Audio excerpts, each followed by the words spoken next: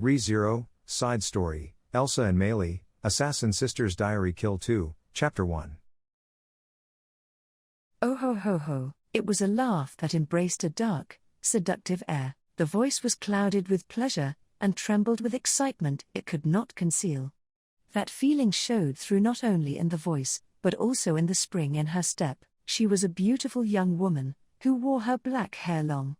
Her hair was bundled into a braid, and a violet hair ornament somehow completed an impression of danger. The black clothing she wore exposed the lines of her voluptuous body, and its mere existence held a devilish charm, wrapped in thick seductiveness. She was a goblet of poison that one couldn't help but reach out for, even knowing the painful results. That was the true nature of this enticing beauty, and she was a danger beyond compare to any man. But, will you stop it with that obnoxious laughter, please? Do you want me to get mad? It had absolutely no effect on the girl, long since used to looking at the beauty, and now sending her a disapproving glare. The girl was still young, perhaps 11 or 12 years old. Just like the beauty, her hair was braided, and along with a lovely appearance appropriate for her age, she held just a little bit of a glamour that didn't match her age. Her name was Meili Portroot, and although she was still a long ways from being irresistibly charming, she was a beautiful girl that made one think of her future potential to captivate men. However, that was a hope seen by looking several years into the future, and not a glimpse of it could be seen in her form now, as she puffed out her cheeks in disapproval. The beauty walking next to Meili seemed to feel the same way. Even if you hold your breath to try to frighten me, I can't see it as the least bit scary. It's just that, despite being a girl, Elsa, you're far too cheerful.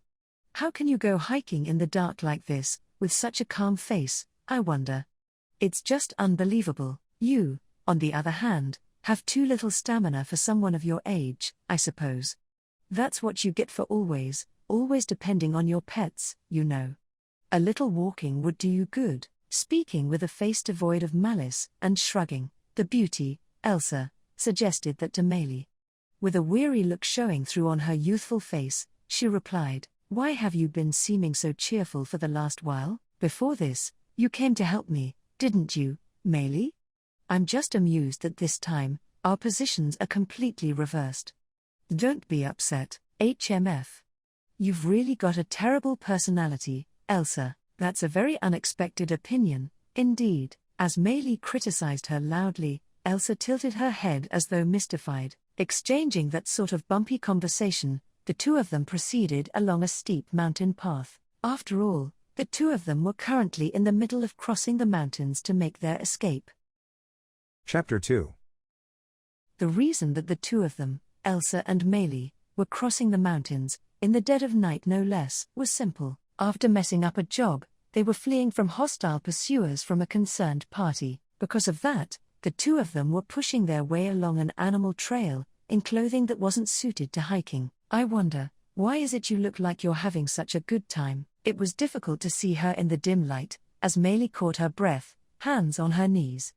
At the reproachful voice of the girl, Elsa, with a calm expression, touched a finger to her lips, and, with Meili reflected in eyes dark enough to make one think of pitch black, she gave a charming smile. "I said, didn't it? It's just amusing that we're in exactly the opposite position we were that other time. Also, after so long, I was able to be a big sister to you again, so perhaps I was a bit pleased about that, too. Even if you hadn't come, Elsa, I could have taken care of it by myself. You could have crossed these steep mountains by yourself? Or perhaps you had some other means of escape arranged? If so, I'm sorry to have bothered you, HMF." Even though they were speaking sarcastically, Meili frowned without real ill will. That Meili had been saved by Elsa's actions was irritating, but nevertheless a fact. This time around, the job given to Meili was to bring chaos to the mansion of a certain noble. Without going into details, Meili did her best with the skills she possessed. To tell the truth, playing around a bit while working was a bad habit of hers, and she did a little of that this time, too. That the part where she'd been playing was related to the failure of the job was something she couldn't deny. It looks like the Kersey Chans died because of that, too. It was all really unlucky. "Meili, I'm tired. A break, let's take a break." Idly wrapping her hair around a finger, Meili sat down on a nearby fallen tree.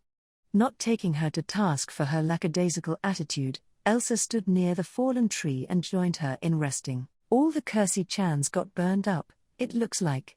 That magic, were you watching it too? Yes, though it was just a quick glance. I've heard about that.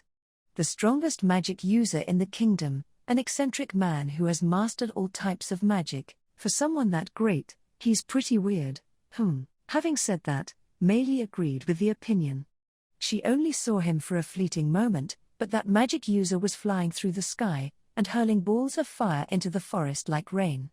Against that, the curseys never stood a chance. Well, doesn't that strange guy play into your tastes? You have a weakness for strong people, Elsa, don't you? Oh my, that makes me sound like a flighty person, indeed. My hobby is simply beautiful bowels. They just happen to be more common among strong people. Yeah, sure. Even with it pointed out to her, it wasn't a difference that seemed to Meili like it mattered. Sadly, magic users don't really tug on my heartstrings. It must be that the way they train is different from warriors, indeed. From my experience up to now, opening the belly of a magic user just isn't that interesting.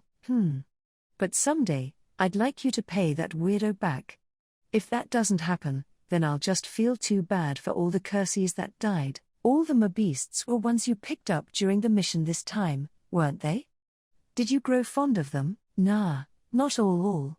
I just wanted to say that. Meili was simply saying it because it costs nothing to say, and, as she nodded, Elsa's expression showed she understood. Well then, leaving all of your regular friends behind was just for fun? Sometimes I just feel like pretending to be a normal girl. What do you think? Does it look all right? Lightly touching her hair, she grasped the skirt of her outfit. Unlike her usual outfit, this gave something closer to the impression of a village child's clothing, simple and without a hint of decoration. She was fairly proud of her work, herself, but Elsa responded to the query with an indifferent yes, the outfit you're always wearing is cuter, isn't it, perhaps? I'm not asking if it's cute or not, am I? Does the look suit me or not? Your hair, too, I think your natural color looks better than when it's dyed. Elsa, you're really not the sort that listens to what someone is saying, are you? At Elsa's left-field critique, Meili sighed sulkily. The exchange between them looked like their age difference was completely reversed, but for the two of them, this was business as usual. It's not that they were best friends with each other, and not that they understood each other's nature, either. Despite that, they had something that could be called trust. It was that sort of pseudo-sisterly relationship. Speaking of which, when we were talking about the strong and the weak, I remembered something. What? You remember? We were talking about it at the capital, right? While I was waiting, I'd do some knitting or something. Saying that, Elsa tossed something this way. Catching it reflexively, Meili found it was cotton stuffed into soft cloth, a plush doll, handmade by Elsa. Flawlessly reproducing a familiar form, with red hair and white skin, and a sword at its waist, Meili was, as always, impressed by Elsa's skill. Now, is something I might ask, but it's the master swordsman. I think it's quite well done, myself. That's thanks to the sight of him being burned into my eyes, and that despite that you were almost killed, you really are a strange girl, Elsa. Under the circumstances, Meili could only snort and hug the doll to her chest. After that, she swung her legs around a little, until Elsa suddenly turned her back towards Meili. Still with her back turned, Elsa squatted down and noted quickly now, then, what's this? Your feet hurt too much to walk on, don't they? You don't have to hide it, or try to tough it out. You must have simply had bad shoes. We need to get across the mountain, before it gets worse. Meili groaned softly at the throbbing pain in her feet. What? It's just that doing exactly what Elsa says isn't much fun. Snapping her gaze away, Meili heaped her dissatisfaction on Elsa's back with a sulky mood. In truth, the fact that Elsa was here at all was a source of dissatisfaction for Meili. After the previous job, Elsa should have been headed to a safe house for recuperation. It wasn't out of kindness, but contempt, that she was here now, coming to assist Meili. The fact that she had foreseen her failure, and come running to help her get away, was what made it so. That's pretty conceited, even for you, Elsa. Would you stop talking like a little child already? And get on, HMF. Staying in the mountains and being bitten by bugs isn't much fun either, is it? If you can control even the bugs, that's another matter, though. Fine, fussing wouldn't solve anything, so Meili decided to be big about it. Climbing off the fallen tree, this time she clambered up onto Elsa's back. Holding on to Meili's legs, Elsa stood back up. I hope you'll carry me nicer than the rough ride that Shadowlian-chan gives. All right, courteously, then. I'll be sure to do my best. Responding thus, Elsa began to run. Accelerating all at once, as though trying to outrun the wind. Too fast, too fast, too fast, I said. Cut it out, Elsa. Only Meili's shrill cry lingered for a while in the dark of the night. Chapter 3. Elsa, stop. When Meili whispered that to Elsa, more than 10 minutes had passed since she began running. Up until now, she'd yelled at her to stop countless times, but Elsa, who would never show a hint of stopping until now, halted. It was due to the emotion packed into the voice, most likely. In truth, this call wasn't playing around. It was a necessary stop. The proof of that was, it looks like they're all around us. Indeed, having stopped, Elsa whispered this back to the hostility stabbing towards them from all sides. As if to prove those words, the sound of something being stepped on came from the brush, and it shook, and what showed itself from the brush was a black-bodied, red-eyed, four-legged beast. It's a Kersey-chan survivor, maybe? Looking over the top of Elsa's back, Meili's eyes went round as she saw the beast. The fiercely growling black beast was the same as the ones she'd employed half a day earlier, and that she'd thought had been wiped out. One from another pack, or maybe a survivor that hadn't been hunted down, and had fled deep into the mountains, perhaps. The cursor dogs were not limited to that one alone. Other points of light mixed into the shadows were glaring at the pair of them. Their numbers weren't that great, but if there were survivors, that simplified things. Shall we finish them off? Don't say such uncivilized things. If I'm here, they won't attack. Don't worry about that, just let me talk to them. Smacking the back of Elsa's head for being hostile, she instead urged her to get closer to the cursor dog. Elsa followed the order obediently, walking right next to the wary beast. The cursor dog had shown itself, but it was unable to determine what to do in regards to Meili's presence. The blessing held by Beast user Meili caused beasts to obey her. To them, Meili's presence, just like the horn on their forehead, provoked an instinct that was difficult to disobey. This time, both of us had bad luck. But, even if you return to your territory now, that scary magic user will just hunt you all down. So, for now, it would be wiser to hide in the mountains. Once the pack's numbers are restored, you can take back your territory from the other beasts. Sometimes it's important to just quietly endure things, you know. Elsa, you understand that too, right? It's no fun being given a lecture along with the beasts. At Elsa's sulky tone, Meili's bravado diminished a little. Then, the beast that had been silently listening to Meili's words silently turned on its heels and disappeared back into the brush. Just like that, the rest of the pack moved away, and the beasts once again melted back into the night. You didn't tell them to get revenge, did you? Even though, if it was you ordering it, the entire pack would fight until they were wiped out. A beast that has its horn broken will submit to the one that broke it, and follow any order. Meili could do essentially the same thing without breaking their horns. Hence, exactly as Elsa said, she could have ordered the cursor dogs to complete the job she had failed at, even knowing it was certain death. However, if I did that, I'd just feel too sorry for them. I was the one that messed up the job, and I'm the one who has to make up for it properly. That's true.